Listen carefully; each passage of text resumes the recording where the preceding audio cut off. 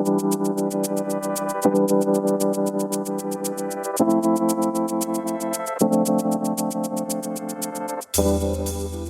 to the Factal Forecast, a look at the week's biggest stories and what they mean from the editors at Factal.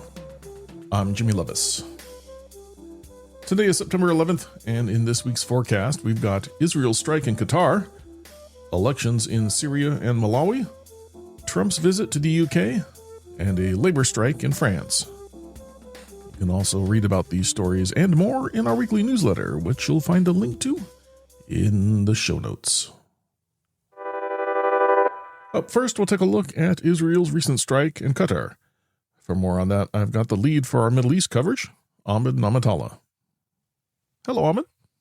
Hi, Jimmy. Well, Ahmed, I guess let's just dive right into this thing. There was a pretty notable strike in Qatar this week. Can you give us a bit of a recap on, what went down? Yes. Well, on Tuesday, Israel bombed Qatar. Qatar is a U.S. ally and host of the biggest U.S. military base in the Middle East. And despite those facts, one more fact is that Qatar is the main negotiator between Israel and Hamas. And at the time of the bombing, Palestinian militant group Hamas was discussing a U.S. proposal to end the war in Gaza. And despite all these facts, Israel went ahead and bombed the residential compound where Hamas is located, very close to the center of the capital, Doha. 5 people were killed that are affiliated with Hamas, in addition to at least 1 Qatari security personnel. None of the people killed were those targeted by Israel senior leadership of Hamas, which, by the way, is not involved in the fighting on the ground. They are on the political side of the group. Yes, it's consistent with Israeli actions in the past. And while unprecedented, it's not really surprising to people that have been following events in the region.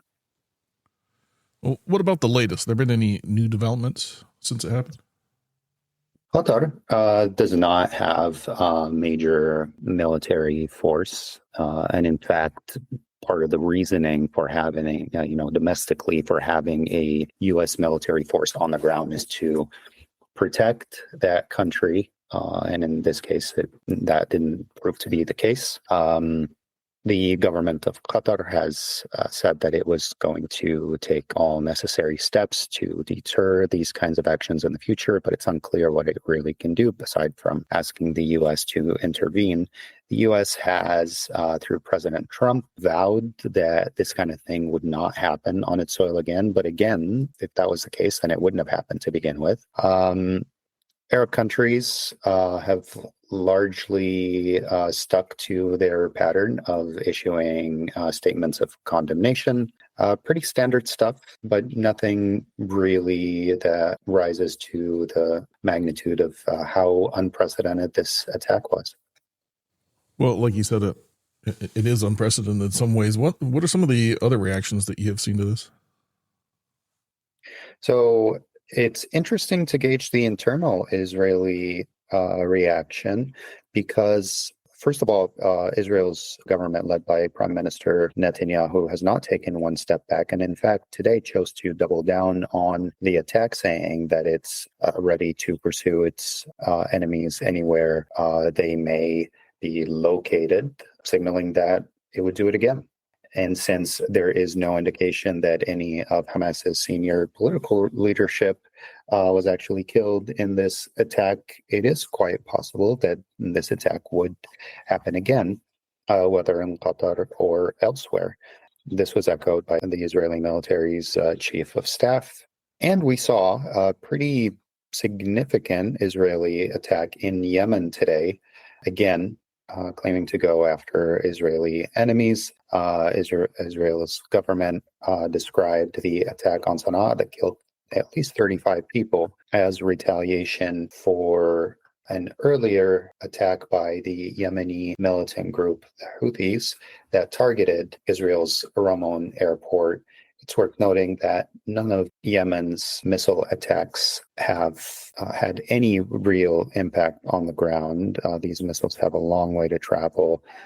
They're relatively low tech, and most of the time they get shot before even entering Israeli airspace. And so, if anything, we've seen Israel continue to move forward with its strategy in the absence of any real deterrent or balancing military force in the region. Well, considering all that's happened, what do you think folks ought to be watching for next then? What we really need to be watching out for is more offensive actions from Israel, which continues to be fully backed by the U.S.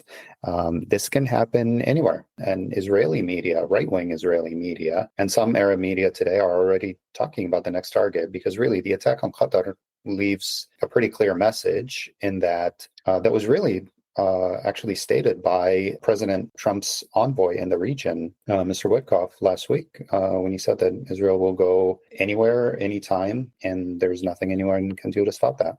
And so this can include Turkey, a NATO member and U.S. ally, where that has been opposed to Israeli actions in Palestinian territories, and where Islamists from around the region have been known to find safety. This can even include Egypt, which, despite its antagonistic relationship with Islamists, has played a role in mediation and continues to host family members from Palestinian militant groups like Hamas.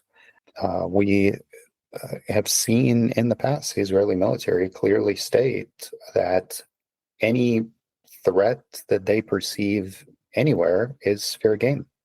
And we've seen right-wing members of the current government specifically raise concerns about the size of Egypt's army. And so, in light of this recent attack, anything can happen. Well, Ahmed, we'll pause there for today, but as usual, thanks so much for your time and for keeping an eye on the war for us. I'm sure we'll have you back, and until then, I appreciate it. Thanks, Jimmy. The makeup of Syria's first post-Assad parliament will be chosen over 5 days starting Monday. That as the country's leadership attempts to remake the state institutions and distance them from decades of dictatorship. In this indirect system, committees will select 140 of the 210 representatives in the People's Assembly of Syria using a province-based electoral college system. The remaining 70 seats will be appointed by the country's president. These are the first elections to be held since the fall of the Assad regime in December 2024 and the establishment of a transitional government led by President Ahmed al-Sharaa. Now, although Syria's public will not be able to vote in this election, the makeup of the assembly will be watched closely by regional capitals and beyond. Syria is seeking to normalize its relationship with key players in the region as it attempts to rebuild, and has promised a return to democracy, but not in the short term, with it potentially taking years. Malawi will hold a general election on Tuesday. They'll elect a president, parliamentary members, and hundreds of local government councilors. The previous round of general elections was held in May 2019, during which then-incumbent President Peter Mutharika of the Central Democratic Progressive Party was re-elected. But in February of the following year, Malawi's Constitutional Court annulled the election results amid widespread allegations of irregularities. It ordered a reround of the presidential vote. Malawi's government chose to implement a new system whereby a presidential candidate needs to receive more than 50% of the total votes in the first round in order to win the presidency. Lazarus Chakwera of the center-right Malawi Congress Party was elected president after receiving 59% of the votes. Now, for this election, although there are 17 candidates running for the presidency, current President Chakwera and former President Mutharika are set to face each other at the polls. Analysts predict that neither candidate is likely to reach an outright majority in the first round, meaning that a second round of elections is likely to take place. If that happens, the MCP and DPP parties will need to form tactical coalitions with other smaller parties in order to secure a majority. The economy and corruption appear to be among the two most important issues for Malawian voters. Voters will also be looking to see if the Electoral Commission is able to maintain a transparent and independent election. U.S. President Donald Trump will be in the United Kingdom starting Wednesday for an unprecedented second state visit. The visit comes, of course, during tensions over tariffs. As you may recall, Queen Elizabeth hosted President Trump and the First Lady in 2019 during Trump's first term. That trip led to large protests in London. Thousands gathered in Trafalgar Square with a speech from Jeremy Corbyn, the then leader of the Labour Party, and a large blimp of Trump as a baby. Trump, however, was kept away from many of the protesters thanks to widespread road closures. In February, Prime Minister Keir Starmer gave Trump a letter from King Charles inviting him for another state visit, which has never been done for a U.S. president. Now, this state visit will be held at Windsor Castle, as Buckingham Palace is undergoing renovations. The visit will also come with a major security operation at the same time. The area will be a no-fly zone, except for police helicopters and dozens of security drones, which will monitor protesters, which many expect to be bigger this time around. Trump is expected to bring several tech CEOs to the state banquet, including NVIDIA's Jensen Huang, OpenAI's Sam Altman, and possibly Apple's Tim Cook. That giving credence to the thought that this state visit is a tactic to get a trade deal done. Some of France's largest trade unions have committed to a nationwide strike action next Thursday. It comes on the heels of the more decentralized Block Everything demonstrations we saw just yesterday. Former French Prime Minister François Bayrou angered organized labor with his budget proposal this summer. That framework would raise taxes, cut spending, and scrap 2 public holidays. A coalition of the country's biggest labor unions, including the General Confederation of Labor, the French Democratic Confederation of Labor, and the National Union of Autonomous Trade Unions, announced a widespread strike action set for September 18th, impacting airports, train service, and hospitals. Now, backlash on Bayrou's budget proposal ultimately pushed the centrist to call a vote of confidence for his government. The vote failed earlier this week, causing the collapse of the government and Macron's appointment of Sébastien Lecornu as prime minister. France's unions have yet to clarify if the reshuffling of the National Assembly will impact their plans for next Thursday, but impacts to the public transport, particularly in Paris, are expected to begin well before then. As always, thank you for listening to the Factal Forecast. We publish our forward-looking podcast and newsletter each Thursday to help you get a jump start on the week ahead. Please subscribe and review wherever you find your podcasts, and we'd love it if you'd consider telling a friend about us. Today's episode includes work from Factal editors David Wiley, Anya Bufano, Jeff Lancet, and Owen Bonnerts.